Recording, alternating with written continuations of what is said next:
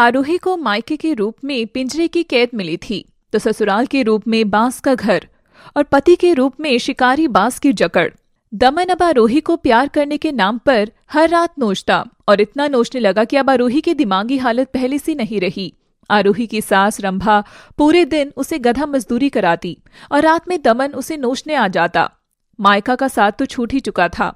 थक गई हूं कैद में रह रहकर, जरा सा जहर मिल जाए तो ये जिंदगी कुछ हल्की सी लगे।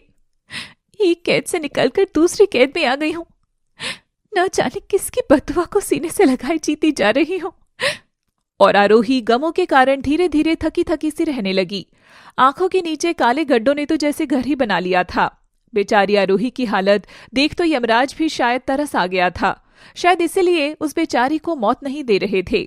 एक दिन वह रुचि के साथ हॉल में खिलौने से खेल रही थी, तभी पीछे से आकर उसे कोई दबोच लेता है। आरोही मर्द की जकड़ पाकर घबरा जाती है और चीख कर पलटती है। कौन कौन है? छूना नहीं। आरोही के हाथ में खिलौना था और वह पीछे खड़े आदमी के सर पर खिलौने की जोर से मारती है, जिस कारण उसको चोट लगती है और खून की धाराएं बहने लगती है।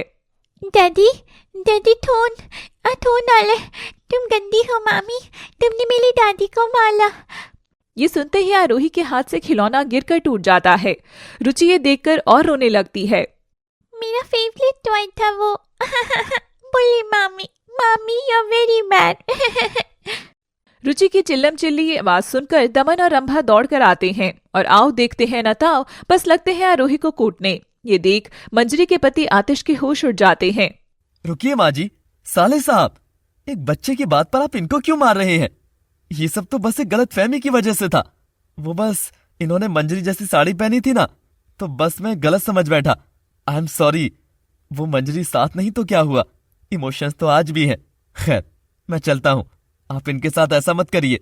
आतिश पलटकर जाने लगता है और वह तभी मुड़कर आरोही की तरफ देखता है तो उसके मासूम चेहरे पर अनंत थकान थी, इतनी कि आतिश उसके गमों की कल्पना भी नहीं कर सकता था। और वह दमन और आरोही की शादी की पूरी खबर निकालता है।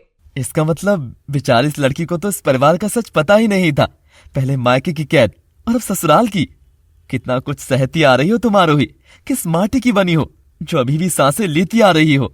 उस रात आतिश को नींद नहीं आई। आंखों के आगे बस आरोही का वह थका हुआ चेहरा ही बार बार उसे सता रहा था और वह बिस्तर से उठ खड़ा होता है। क्या वो सो पा रही होगी अभी? कैसी होगी वो? कुछ तो गलत हो रहा है उस मासूम के साथ उस घर में।